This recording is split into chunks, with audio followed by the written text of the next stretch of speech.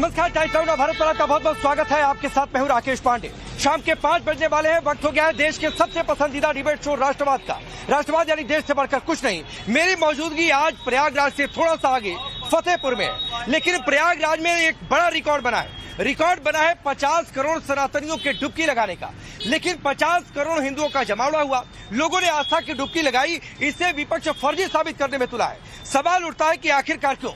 क्या यह इसलिए क्योंकि हिंदुओं के इतने बड़े जमावड़े से जहां पर जातीय भेद सारा मिट गया, तो क्या जातीय सियासत को ताला लगता दिख रहा है? इसलिए जाति की पॉलिटिक्स करने वाली पार्टियां इस आंकड़े को फर्जी बताने पर तुली है। महाकुंभ में अव्यवस्थाओं का हवाला दिया जा रहा है, जबकि आज भी जो लोग आ रहे हैं वो ये कह रहे हैं कि कोई अव्यवस्था नहीं है, उन्हें बेहतर सुविधाएं मिल रही हैं। तो सवाल ये कि 50 करोड़ के इस आंकड़े पर आर पार क्यों? करेंगे चर्चा, करेंगे डिबेट, लेकिन सबसे पहले आप एक रिपोर्ट देखिए।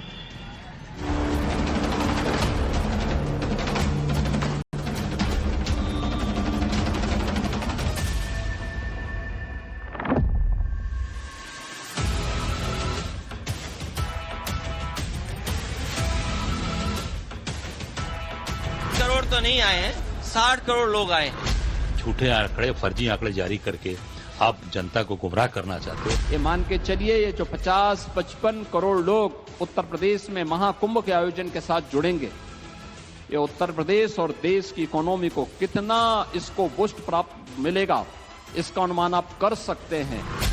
महाकुंभ में अब सिर्फ महाशिवरात्रि का पर्व स्नान बचा है। 1 महीने से ज्यादा वक्त हो गया, लेकिन लोगों की भीड़ कम होने का नाम नहीं ले रही। आज भी करीब 50 लाख लोग संगम तट पहुंचे। सबसे बड़ी बात कि इस बार के महाकुंभ में वो हो चुका है जो किसी ने शायद ही कभी सोचा हो। 50 करोड़ लोग प्रयागराज पहुंचकर आस्था की डुबकी लगा चुके हैं। 50 करोड़ सनातनी कदमों की गूंज से धर्म, आस्था और भक्ति का ऐसा पुंज बना है जिसने जाति सियासत करने वालों की नींद उड़ा दी है। जिस हिंदू समुदाय को जातियों में बांटकर पार्टियां अपनी सियासत चमकाती हैं, वो जाति भेद को भुलाकर संगम तट पर जयकारी के साथ डुबकी लगा रहा। बस इसी सनातनी जमावड़े से विपक्ष को सियासी दुकान पर ताला लगता दिख रहा, लिहाजा वो 50 करोड़ डुबकी के आंकड़े को फर्जी साबित करने पर तुला है। जो आंकड़े आ रहे हैं, ये आंकड़े किस हिसाब से कैसे जारी कर रहे हैं? कौन सा मेथड है इनके पास? उस मेथड को भी बताएं कि भाई जो क्षेत्रफल है प्रयागराज का, जो संगम का क्षेत्रफल है, वो कितना बड़ा क्षेत्रफल है और एक व्यक्ति कितने दूर में, उसकी दूरी, उसका जो घनत्व है कितना है, आप जोड़ लीजिए। मुझे लगता है कि सरकार सही बोल रही है कि झूठ बोल रही है, अपने आप आ जाएगा। वो तो मैथमेटिक्स है, अपने आप सारी चीजें आ जाएंगी कि कौन सही बोल रहा है, कौन गलत बोल रहा है। दूध का दूध, पानी का पानी हो जाएगा। फर्जी आंकड़े, झूठे आंकड़े देने से लोगों के मनोभाव में आप परिवर्तन नहीं ला सकते। कांग्रेस के साथ सपा भी 50 करोड़ डुबकी पर सवाल उठा रही। अखिलेश यादव तो तंज कसते हुए कह रहे 50 करोड़ क्यों, 60 करोड़ लोग आ गए। सुनिए। करोड़ तो नहीं आए हैं, 60 करोड़ लोग आए हैं। आप भी झूठ मत बोला करो। नहीं नहीं नहीं नहीं नहीं नहीं, आप उनकी गिनती कम मत करिए। आप उनकी गिनती कम मत करिए। आप गिनती कम कर करके आप उनको भी परेशानी में डाल रहे हो। जो आंकड़ा आएगा वो 60 करोड़ का आंकड़ा आएगा, लेकिन 60 करोड़ के आंकड़े के बाद भी जिन लोगों की जान गई है, जो भगदड़ में मारे गए, उनकी भी अभी तक सूची नहीं दे पा रहे हैं। कांग्रेस और सपा का दर्द समझ में आता है। एक और हिंदू एकता पर सीएम योगी की मुहिम, बटोगे तो कटोगे और एक है तो सेफ है का नारा। परिणाम स्वरूप हरियाणा, महाराष्ट्र, दिल्ली के साथ यूपी के उपचुनाव में भारी जीत, यहाँ तक कि सपा के गढ़ मिल्कीपुर में जीत और अब प्रयागराज में संगम तट पर महाकुंभ में हिंदुओं का जमावड़ा। ये सब विपक्ष की आंखों में खटक रहा। उन्हें जाति सियासत की नाव डूबती नजर आ रही। इसीलिए वो कभी अव्यवस्थाओं की बात कहकर, कभी ज्यादा खर्च की बात कहकर, कभी गंगा जल को गंदा बताकर, कभी योगी के स्थान पर सवाल उठाकर हिंदुओं का ध्यान भटकाना चाहते हैं। आज फिर अखिलेश यादव ने योगी के नहाने के तरीके पर सवाल उठाया। मुझे तो इस बात की खुशी है कि आने वाले समय में हम लोगों को कपड़े पहन करके स्नान करना होगा। भाई ये चीज तो हमें सीखनी चाहिए। ये जो चीजें सीखने की हैं, वो हमें अपने मुख्यमंत्री से सीखना चाहिए कि पूरे वस्त्र पहन के स्नान करना चाहिए। बनारस वालों आपसे बेहतर कौन नहीं जानता होगा स्नान कैसे किया जाता है। विपक्ष के सवालों से इतर योगी अपनी अलग लकीर खींचने में लगे हैं। योगी ने तो टूक संदेश दे दिया। वो सनातन के साथ विकास के रास्ते पर आगे बढ़ना जानते हैं। सुनिए। ये मान के चलिए, ये जो 50-55 करोड़ लोग उत्तर प्रदेश में महाकुंभ के आयोजन के साथ जुड़ेंगे, ये उत्तर प्रदेश और देश की इकोनॉमी को कितना इसको बूस्ट प्राप्त मिलेगा, इसका अनुमान आप कर सकते हैं। मेरा अनुमान है कि उत्तर प्रदेश की अकेली अर्थव्यवस्था को महाकुंभ प्रयागराज के माध्यम से 3 लाख करोड़ रुपए की नई बढ़ोतरी होने जा रही है। मौनी अमावस्या पर हादसे के बाद योगी ने न सिर्फ प्रशासनिक फेरबदल कर सब दुरुस्त किया, बल्कि उनका ध्यान यूपी की अर्थव्यवस्था पर भी है। लेकिन दूसरी ओर विपक्ष हादसे पर सियासत चमकाने में लगा है। आपने कुंभ में देखा कि अगर इनका इंफ्रास्ट्रक्चर अच्छा होता और जो तैयारी बताई थी कि 100 करोड़ की उन्होंने तैयारी की है, अगर 100 करोड़ की तैयारी होती तो लोगों को यह सुविधा नहीं होती। लोगों की जान गई है, लोग बड़े पैमाने पर परेशान हुए हैं। आप देख सकते हैं जितने लोग गायब हुए, लापता हुए, जो लोग वहां पे काल कवलित हुए, उसके आंकड़े तो आ ही नहीं रहे अभी तक। बार बार मांगा जा रहा है कि भाई कितने लोग गायब हो गए, कितने लोग लापता हैं, कितने लोग घायल हैं। ये सब नहीं आ रहा, केवल छिपाया जा रहा है। केवल ये कि हाँ, ये कैसे हमारा माहौल खड़ा हो, कैसे हो, इस पे मैं समझता हूं कि ये केवल और केवल झूठे आंकड़े, फर्जी आंकड़े जारी करके आप जनता को गुमराह करना चाहते हो। 50 करोड़ लोगों की अब जोड़ लीजिए कि संख्या कितनी हुई, पर आदमी कितना हुआ, कितना बड़ा घनत्व हुआ। मुझे लगता है कि ये सारी चीजें केवल और केवल एक साइकोलॉजिकली तरीके से केवल लोगों को घुमाने के लिए और भ्रमित करने के लिए। विपक्ष सवाल खड़े कर रहा, महाकुंभ में अव्यवस्थाओं का हवाला दे रहा, 50 करोड़ के आंकड़े को फर्जी बता रहा। लेकिन महाकुंभ में आ रही जनता क्या सोच रही है, वो भी सुनिए। बहुत बढ़िया, बहुत मजा आया, बहुत बढ़िया व्यवस्था है। बहुत बढ़िया व्यवस्था कभी नहीं थी किसी भी कुंभ में। हर बार जितने साल से लग रहे हैं, सबसे बढ़िया व्यवस्था। यहाँ की व्यवस्था बहुत अच्छी है, कुछ प्रॉब्लम नहीं। पहले बताया गया है कि यहाँ बहुत भीड़ है, आना नहीं है, फिर भी हम लोग कार से आए हैं और कुछ भी प्रॉब्लम नहीं। हमें ऐसा लग रहा था कि जहाँ पर हम वॉशरूम जा रहे हैं तो वहाँ क्लीन होगा कि नहीं, लेकिन उधर भी पूरा क्लीन है। योगी ने अच्छा किया, नरेंद्र मोदी ने अच्छा किया, सबके पब्लिक के लिए अच्छा ही है। 50 करोड़ डुबकी के आंकड़े भले विपक्ष को फर्जी लगे, भले वो महाकुंभ में अव्यवस्थाओं के बहाने सियासत चमका रहा हो, लेकिन जनता कह रही है इस बार का आयोजन ना भूतो ना भविष्यति वाला रहा। जनता की यही राय, पब्लिक का यही जमावड़ा शायद विपक्ष को परेशान कर रहा। विपक्ष की ओर से आ रहे बयान कम से कम इशारा तो यही कर रहे हैं। Bureau report, times now Navbharat. चलिए आपने ये रिपोर्ट देखी और सवाल ये उठता है कि भाई 50 करोड़ लोग आ गए, अभी भी लोग आ रहे हैं, तो क्या भारत का हर हिंदू वहां पर पहुंच रहा है? और हर हिंदू पहुंच रहा है तो हर जाति के लोग पहुंच रहे हैं, क्या यही सबसे बड़ी परेशानी है? पहले मैं आपका परिचय आज के मेहमानों से करवाता हूं। हमारे साथ मनीष शुक्ला भारतीय जनता पार्टी के नेता और प्रवक्ता, शुभराज साहब पॉलिटिकल एनालिस्ट के तौर पर, चंद्रमोहन शर्मा जी कांग्रेस पार्टी के नेता, कंचन यादव है आरजेडी के नेता और प्रवक्ता, तारिक खान है समाजवादी पार्टी के नेता और प्रवक्ता। आप सभी का बहुत बहुत स्वागत है। मैं शुरुआत चंद्रमोहन जी आपसे करता हूँ और सवाल बहुत सीधा सा है कि भाई एक तो बताइए किस आधार पर आप खारिज कर रहे हैं? सरकार के पास तो अपना एक मेथड है, एआई वाले कैमरे हैं, वो ये भी कह रहे हैं कि आप आइए किसी को देखना है तो दिखा भी देंगे, तो किस आधार पर खारिज कर रहे हैं? दूसरी बात है कि मान लीजिए 50 का 45 आए हों, 49 आए हों और 50 आप फर्जी साबित कर दें, इससे आपको कौन सी जीत मिलने वाली है? देखिए, बिल्कुल नहीं, हमें कोई जीत नहीं मिलने वाली। देश की आबादी 145 करोड़ है और अगर सरकार अगर कहती है कि 50 करोड़ आ गए हैं तो कम कहती है, उससे ज्यादा कहना चाहिए, क्योंकि मरने वालों का आंकड़ा तो सरकार आज तक दे नहीं पाई। एक आंकड़ा 30 है, एक आंकड़ा 300 है, एक आंकड़ा 3000 है, कितनी जीरो वो छुपा दी उन्होंने, वो तो आज तक बता नहीं पाए। लेकिन महाकुंभ का आयोजन है, हिंदू आस्था का सवाल है, तो आंकड़ों के खेल के अंदर बाजेगरी और उसके अंदर मैनेजर मैनेजमेंट का खेल अगर भाजपा ना करे और हम प्रेशर ना करें, ये भी स्वाभाविक नहीं हो सकता राजनीति में राकेश जी, क्योंकि जब तक भाजपा ऐसा प्रेशर खड़ा ही ना करे जिसका जवाब विपक्ष ना दे, ये स्वाभाविक है ही नहीं। तो इसका जवाब ये है कि आंकड़े का खेल में माहिर जो भाजपा है उसको अपना आंकड़ा दिखाना चाहिए ना उत्तर प्रदेश भाजपा को कि उस आंकड़े का तथ्य क्या है, उसका सार क्या है। कौन सा मेथड है चंद्रमोहन जी? मैंने पूछा कि कौन सा मेथड है? 50 करोड़ लोग नहा लिए, इसको आप फर्जी बताने पर क्यों तुले हुए हैं? मैं तो ये जानना चाहता हूँ, ये समझना चाहता हूँ, क्यों आपको ये आंकड़ा फर्जी लग रहा है? नहीं, हम तो फर्जी पे कहां आप जोर दे रहे हैं? फर्जी के ऊपर हम फर्जी पे जोर कहां दे रहे हैं? हम तो आंकड़े पे जोर दे रहे हैं कि 145 करोड़ की जनसंख्या के आपके नेता बोल रहे हैं चंद्रमोहन जी, मैं अपने मन से नहीं बोल रहा हूँ और मैं अपने मन से कुछ भी नहीं करता हूँ, सवाल पूछता हूँ बस अपने मन से। कोर्ट किसी को मैं प्रश्न का जवाब दे रहा हूँ, मैं भी कांग्रेस की बात में दे रहा हूँ। अरे फिर आप अपने पे मत लेके जाओ राकेश जी, मैं भी तो उसी प्रश्न का जवाब पूछ दे रहा हूं आपको कि आंकड़े का जवाब तो भारतीय जनता नहीं, पार्टी मैं और अपने उत्तर पर क्यों प्रदेश लेकर की जा रहा हूँ, सरकार आप को अपने देना है। पर लेके जा रहे हैं तो किस तथ्य के भाई। मैं हिसाब तो से सिर्फ दे रही पूछ रहा हूँ है कि वो फर्जी दे, बता या तो क्यों रहे आंकड़े ना हैं, देती। क्या आधार है, क्यों आपको लग रहा है कि 50 करोड़ लोग नहीं पहुंचे होंगे, जबकि इस देश में बहुतायत में हिंदू है, हिंदू आस्था का सबसे बड़ा संगम है, फिर भी आपको लग रहा है? देखिए, हिंदू आस्था का सबसे बड़ा संगम है और उस संगम के अंदर अगर सरकार अपने आंकड़े देकर अपनी पीठ थपथपा रही है तो फिर उसके अंदर जो हादसे हुए उसके लिए भी उसको आंकड़े देने चाहिए कि वो क्यों हुआ और कितने आंकड़े थे। उनके जो बंदे मर गए, जो शहीद हो गए, जो बंदे इधर उधर चले गए मरने के बाद, उनका जो गुमशुदा है उनका आंकड़ा कहाँ है? वो आंकड़ा सरकार कब देगी? जब मरने के बाद इधर उधर चले जाएगा। गए, मरने के बाद इधर उधर कैसे जाते हैं? नहीं चंद्रमोहन जी, मरने के बाद इधर उधर कैसे जाते हैं? मतलब कुछ भी बोल देंगे, मरने के बाद इधर उधर चले गए।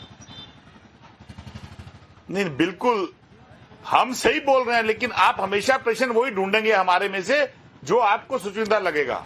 मेरा इधर उधर का अरे जो फिर वही आंकड़ा बात आज है, तक सरकार ने आप कहें कि मरने के बाद इधर उधर चले गए, पता नहीं कैसे कोई इधर उधर मरने के बाद चला जाता है भाई। तलाश के अंदर उनके ये परिवार कौन सा वाले, सिद्धांत है? सगे संबंधी अभी तक उनको ये नहीं आंकड़ा पता दिया चला जिला कि प्रशासन ने, आप हमारा नहीं माने, उसको परिवारजन फर्जी जिंदा है बताए, या वो आपकी अपनी पॉलिटिकल स्टैंडिंग है। आंकड़ा दिया कि महाकुंभ में हादसा हुआ, कितने लोग मरे, एक आंकड़ा आया, आपको नहीं याद आता है, आप उसको फर्जी बताएं, ये एक अलग बात है।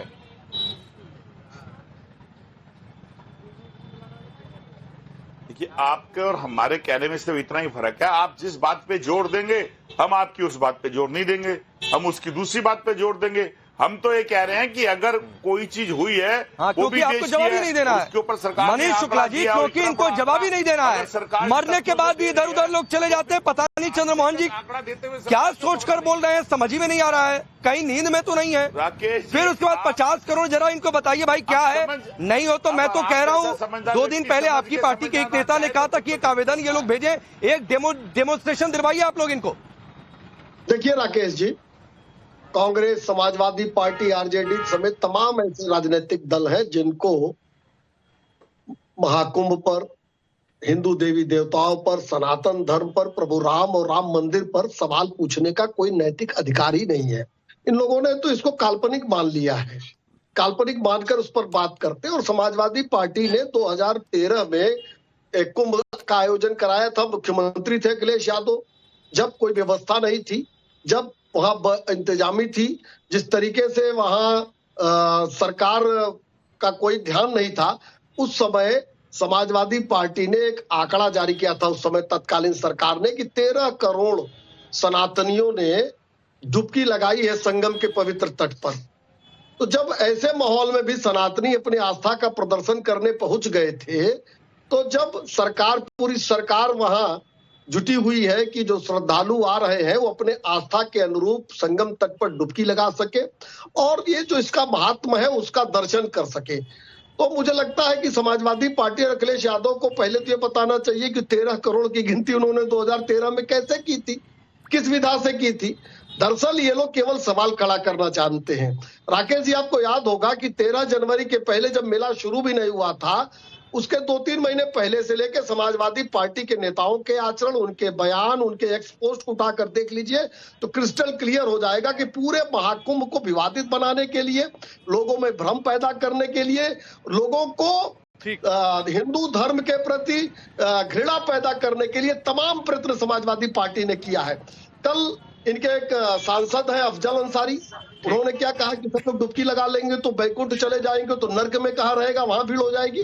दरअसल ये लोग, इन लोगों को तो केवल इस्लाम के बारे में बताना चाहिए, कुरान के बारे में बताना चाहिए, जन्नत और जहन्नुम क्या होती है, जरा इस पर प्रकाश डालें। अंसारी ने कुछ दिन पहले ये भी कहा था कि गंगा में कचरा है, वहाँ पर कचरे में लोग नहा रहे हैं, ये भी वो कहते सुने गए थे।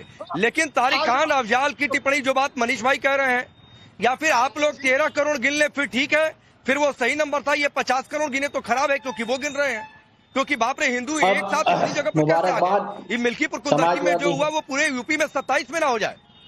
मुबारकबाद समाजवादी पार्टी को, अखिलेश यादव साहब को इस बात की कि अगर 13 करोड़ लोग इनके हिसाब से संगम में डुबकी लगाए थे तो ये ऊपर वाले का रहम करम रहा होगा कि एक भी आदमी वहां पर सरकार के आंकड़े, मैंने कहा सरकारी आंकड़े थे 2013 के। देखिए भाई, ये बुलाया करिए तो इनको कहिए बीच में न बोला करें भाई। मैं चुप जाता हूँ, बोलिए। बीच में नहीं, 4 बार बोलेंगे। मैंने कहा था सरकारी आंकड़े दुरुस्त कर लीजिए, बोलिए फिर। एंकर महोदय समझ लीजिए भाई। रुकिए, तारिक भाई की बात पूरी होने दीजिए। मनीष भाई रुक जाइए। अब एक मिनट खा लिया चाचा जी ने, 1 मिनट खा लिया। भारतीय जनता पार्टी के आंकड़े 2013 में नहीं थे। बोलिए, बुलवा लीजिए भाई। एंकर महोदय ऐसे मत करवाइए। मैंने सब ठीक है मनीष जी, आपने अपना स्टैंड क्लियर किया। आप तारिक भाई की बात पूरी हो जाने दीजिए, उनको बोलने दीजिए। पहली बार बोल रहे, बोलिए तारिक भाई। 2 मिनट तो हो ही गया, खैर बीच में बोलेंगे या फिर बोलेंगे। मास्टर ये लोग हैं, इनसे क्या मतलब? अरे बोलिए ना भाई, आप बोलिए। टिप्पणी कर। अरे बीच मनीष भाई प्लीज रुक जाइए। अभी तारिक खान को बोलने दीजिए, फिर आपके पास आ जाऊंगा। भाई ढंग के आदमी को बुलाइए, थोड़ा जो बकवास करे। नहीं, अभी सिर्फ तारिक भाई, सिर्फ तारिक खान बोल रहे हैं। भाई किसका बंद कराइए? मनीष जी मैं आपके पास आऊंगा सर। एक बार इनको सुन लीजिए। आप पॉइंट वाइज काउंटर कर दीजिएगा क्या इन्होंने गलत बोला। एक बार इनको सुन लीजिए। चुप बैठो 2 मिनट। अरे प्लीज तारिक खान, कैसे लोगों को ये मत सिखाया करिए। आप बोलिए, अपनी बात करिए। अभी मनीष भाई आप चुप रहेंगे, अभी इनको सुन लीजिए, फिर आपके पास आ जाऊंगा। रुक जाइए। नौटंकी फैला रहे हैं। अरे आपको समय दे रहा हूँ, कोई नौटंकी यहाँ पर करने के लिए नहीं आता है तारिक खान। अब बात सुनिए, चलिए अपनी बात पूरी करिए, अपनी बात पूरी करिए। 13 करोड़ लोग आए, संगत तट पे कोई नहीं मरा। ये भी फैक्ट ये खुद बता रहे हैं। और जिन्होंने अगर 50 करोड़ 100 करोड़ या 500 करोड़ लोगों को बुलाया तो लोगों की मौतें हुई। ये समाजवादी पार्टी का अचीवमेंट है।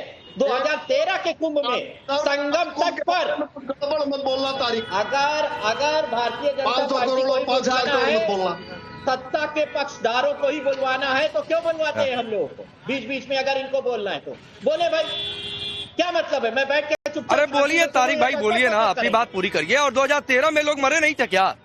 मरे थे। नहीं 2013 में लोग मरे नहीं थे क्या? संगम तट पे क्या की रिपोर्ट निकालू, क्या काम अधूरा रह गया था? संगम के तट पे लोग मरे थे। अरे मरे थे ना प्रयागराज में, महाकुंभ में।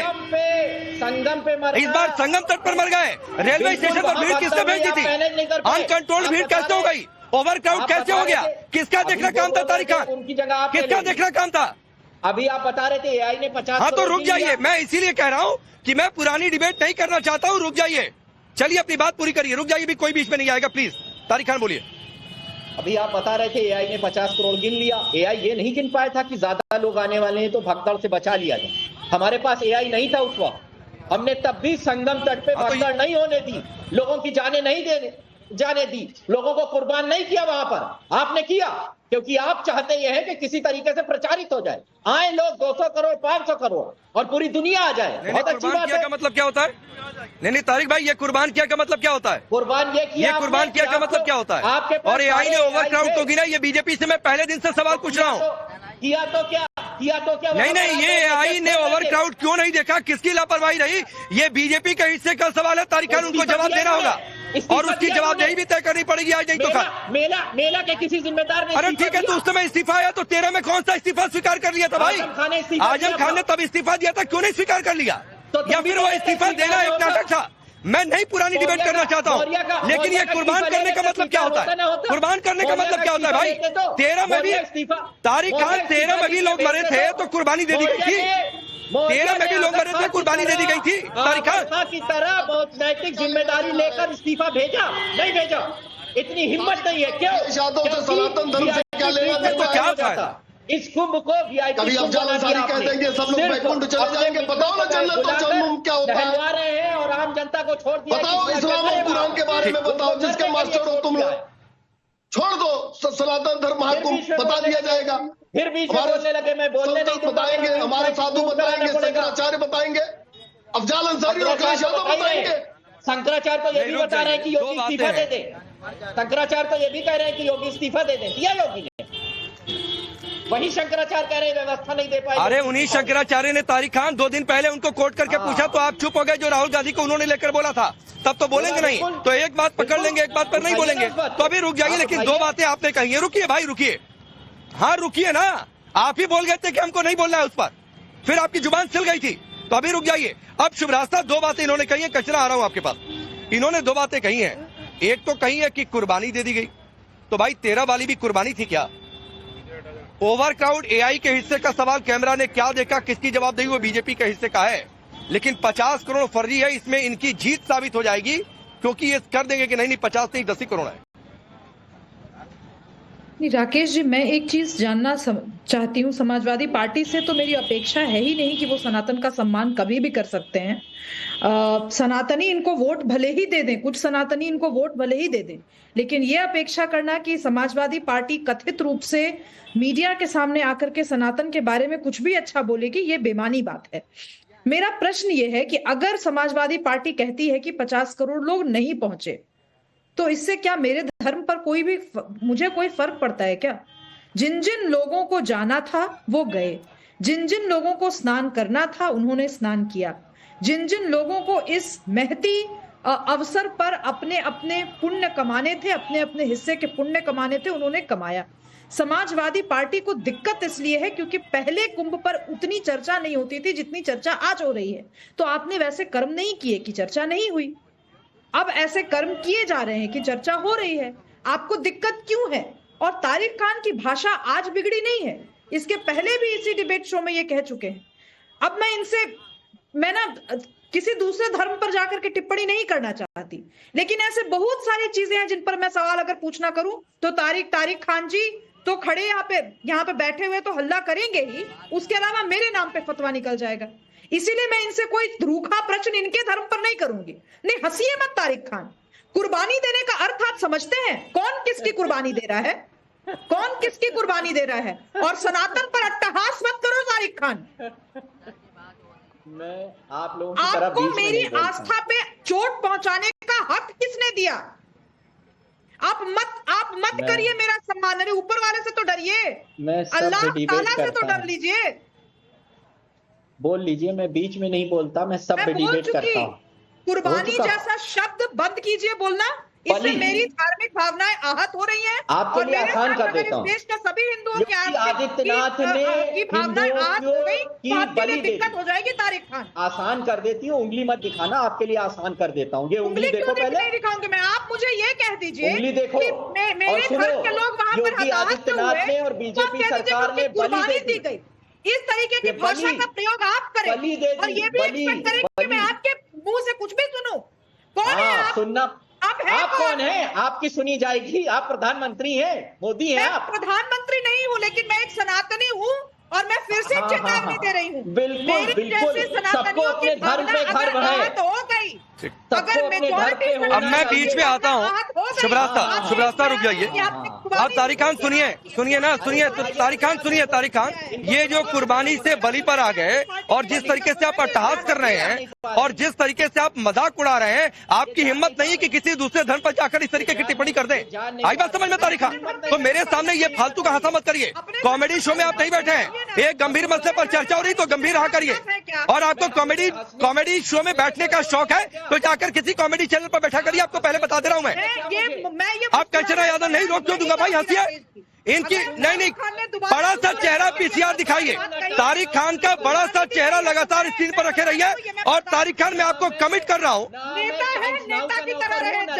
नहीं मैं इसका सॉल्यूशन निकाल रहा हूँ। मैं इसका सॉल्यूशन निकाल रहा हूँ शुभरास्ता। नहीं तारिक खान, आप कभी स्क्रीन से आउट नहीं होंगे।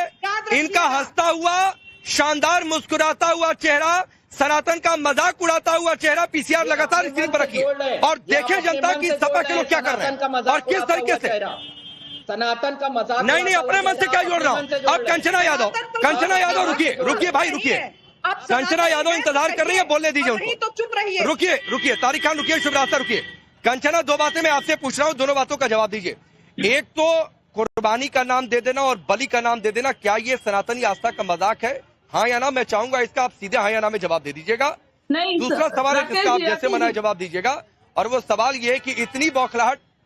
हाँ राकेश जी, मैं यहाँ मल्टीपल चॉइस क्वेश्चन फिल करने नहीं बैठी हूँ, लेकिन मैं यहाँ आपको भी देख रही हूँ कि सुभराष्ट्रा बोली तो आपने नहीं टोका, बीजेपी का प्रवक्ता बोले तो आपने नहीं टोका, लेकिन तारिक खान बोलेंगे तो आप बीच में बोलेंगे, चंद्रमोहन शर्मा बोलेंगे तो आप बीच में बोलेंगे, और उम्मीद है कि जब मैं बोलूंगी तो आप बीच में बोलेंगे। लेकिन एक बात बहुत साफ है, हमें गर्व है कि महाकुंभ हो रहा है। हम चाहते हैं देश का हर एक नागरिक जाए और हो सके आपको दुख हो, आपको पीड़ा हो, इसलिए हमें तो कोई दुख नहीं है सर, हमने तो नहीं चाहता, हमें दुख है। हमें दुख इस बात का है कि वहां पर जो लोग मरे, जिनके परिवार के लोग मरे, आज भी अपने परिवार को ढूंढ रहे हैं, आप उनको अपने स्क्रीन पर नहीं दिखा रहे, नहीं दिखाएंगे। आप बिहार से जा रहे लोगों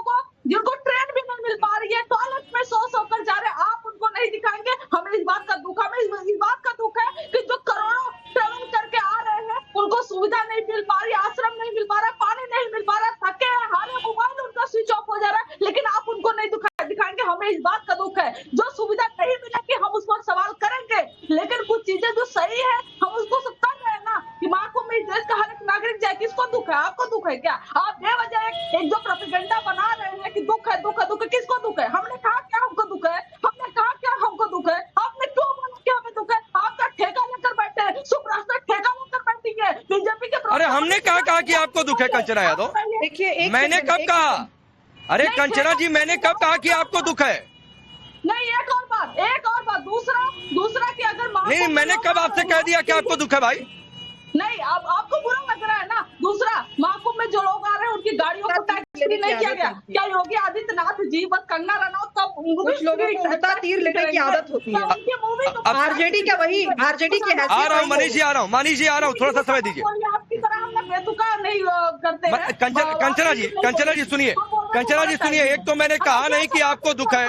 दूसरी बात है कि आप ना 24 घंटे टाइम्स नाउ नव भारत नहीं देखती हैं और कोई देख भी नहीं पाएगा। लेकिन कब क्या मेरी रिपोर्ट दिखाई गई है और जाकर सपा के नेताओं से पूछिए। मेरी कई सारी रिपोर्ट्स उन्होंने अपनी टाइमलाइन पर शेयर की है। जब अपनों को खोजते और रोते हुए लोगों की तस्वीरें मैंने दिखाई हैं। जाकर अभी भी खोजिए, कई सपा नेताओं की टाइमलाइन पर मिल जाएगी। तो ऐसे कुछ भी बोला मत करिए बिना आधार के। दूसरी बात है किस तरीके से लोग आए, कहाँ भीड़, क्या ट्रैफिक जाम, वो सब दिखाया गया है। तो ये मत क्या करिए, सिलेक्टिव होकर बोलना आप लोगों की आदत है। जाकर अभी भी देखिए, हमारे हैंडल्स पर मिलेगा, चैनल पर दिखाया गया है। तो ये बात सिर्फ आपकी जानकारी के लिए दे रहा हूं। नहीं, दूसरी बात है आप मेरे सवाल को स्किप कर गई। लोगों की जान गई, कैसे गई, कौन जिम्मेदार, ये बीजेपी के हिस्से का सवाल है। मैं पहले दिन से पूछ रहा हूं, लेकिन क्या कुर्बानी और बलि का नाम दे देना ठीक है? इस सवाल से भाग क्यों रही है? मैं जवाब देती हूँ, हत्या हुई है, हत्या है वो, और वो हत्या किया योगी आदित्यनाथ की सरकार ने। जिन लोगों की जान गई है, प्रॉपर शब्द है हत्या, और हत्या के जिम्मेदार कोई है तो वो योगी आदित्यनाथ की भारतीय जनता पार्टी की सरकार है। आप उनसे क्यों नहीं मांगते कि मुआवजा कब मिलेगा उनके परिवारों को? जो दुकान, जो घाटे में जा रहे 15-15 लाख लोग रुपए लगाकर दुकान खोले हैं, जो घाटे में जा रहे हैं, कब उनको पैसा मिलेगा सरकार से? आप इस पर सवाल करिए ना। आप कंचना पे आपने, अरे गजब बात है भाई।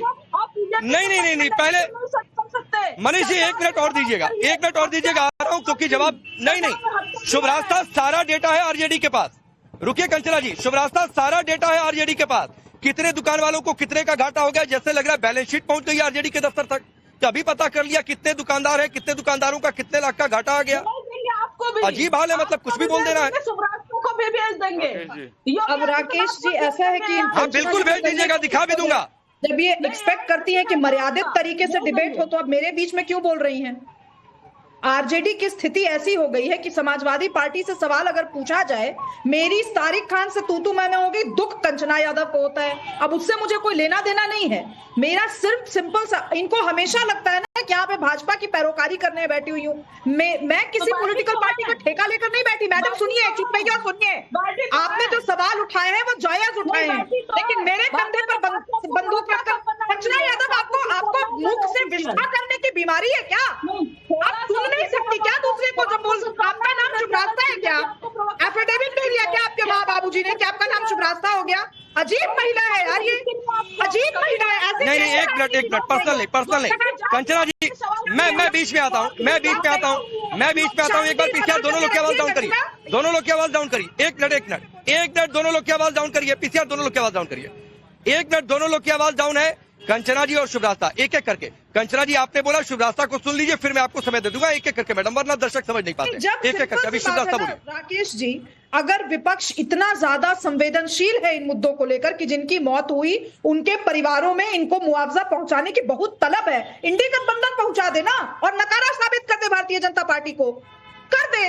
इनके पास तो पूरी लिस्ट बनी हुई है, किनके घर में कितने लोग कैसे गए, किस तरीके का वहां पे ट्रेजेडी हुई, बोलिए इनको करने के लिए। इंडी गठबंधन के लिए मेरे मन में भी इज्जत बढ़ जाएगी, कहिए करने के लिए। ये करेंगे नहीं, इनको पूरी की पूरी राजनीति महाकुंभ पे फैलानी है। और इनसे पूछिए, तारिक खान का जो दिया हुआ बयान है कि लोगों की बलि दी गई, क्या वो बलि शब्द से सहमत है? एक सनातनी होने के नाते क्या वो सहमत है?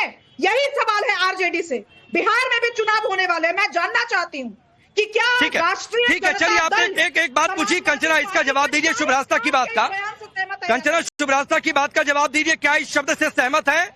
और मैं उसमें ऐड कर देता हूं कि हरियाणा, महाराष्ट्र, दिल्ली में जो नतीजा है, आगे बिहार है, उसके बाद यूपी भी है, तो क्या ये बौखलाहट है कि जातीय समीकरण टूट रहे हैं? जी डिबेट में मुझे शामिल करेंगे आप? बिहार में इनका कुछ होने जाने वाला मनीष भाई बस 30 सेकंड में तुरंत आपके पास आ रहा हूँ। मैं ऑफिशियल प्रवक्ता बीजेपी इनको घोषित करते हो ज्यादा बेटर हो। हत्या हुई है जिन लोगों की जान गई हो। I am sorry Rakesh ji, मैं यहाँ कंटिन्यू नहीं कर सकती। मैं कंचना यादव का सर्टिफिकेशन लेने नहीं बैठी। मैं ये बकवास बर्दाश्त नहीं कर सकती। अगर ये महिला अपनी जबान पे लगाम नहीं लगा सकती है तो मैं इस डिबेट का हिस्सा नहीं बन सकती। इनको अगर विश्व वमन की आदत है, इनको अगर नहीं सुब्रास्ता प्लीज, किसी को जाने की जरूरत नहीं है।